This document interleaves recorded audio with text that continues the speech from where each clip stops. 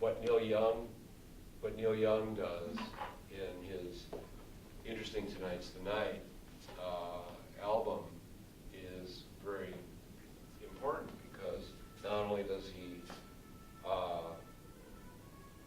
potentially dive bomb a career, but also produces a very bad record as a good record. Now, there's a direct connection to purists, can I just use that word, who would say, and there's a hornet's nest of them, who are writing book after book about Robert Johnson not being the creative genius that he is, because there are so many extant sources from which he took. It has to do with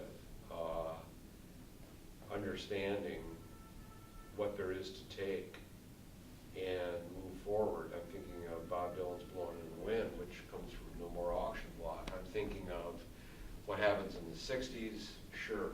But I'm also thinking about what Echo and Reverb, a very important book, says about Robert Johnson as being the very first self-conscious narrator in American popular music, who's consciously making a recording, who knows there's X amount of time, and that you can't have a lot of distraction, and you've got to really narrow in on what this sound is all about.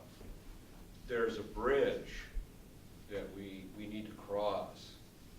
The first, I think, entity we ran into in this class was Robert Johnson, and we need to reevaluate it as we move into Neil Young territory, and the whole notion of, as he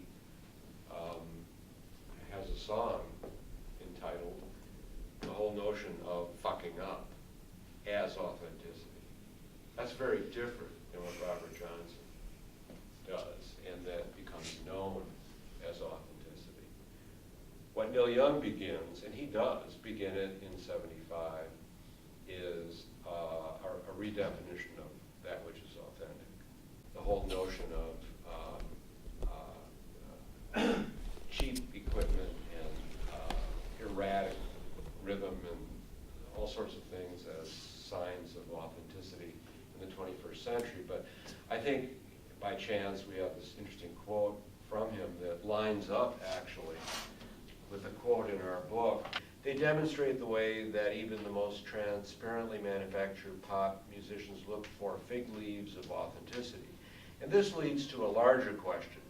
Can pop music even exist without the idea of authenticity anymore? Jack White is actually, with this statement about Britney Spears, I think, answering this question. It seems to have played such a central role in the story of rock and pop that it's hard to imagine music without it. That's a brilliant statement. And I think what Jack White, in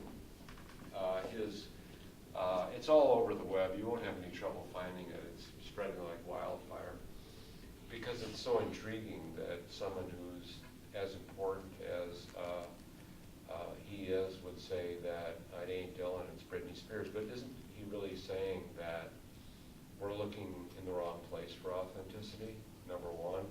And isn't he answering the question, can pop music even exist without the idea of authenticity anymore? Isn't he saying, yeah? Getting back to Neil Young, in '75 though, we have a different situation. The only way to have authentic music is to ruin pop music. And that's, interestingly enough, what then creates an entirely different kind of pop music, post-'75. And we have to also keep in mind what had happened at the end of the 60s, when the excess, the unmitigated excess of music had gone a certain route. The person who started it all doesn't go that way. And so I'm speaking of National Skyline and John Wesley Hardin. We haven't even coped with that, nor the Basement Tapes. But in '75, things had certainly stratified to the extent that making a statement regarding screwing up as a form of authenticity, I think, demonstrates that we have a fine art sensibility at work without any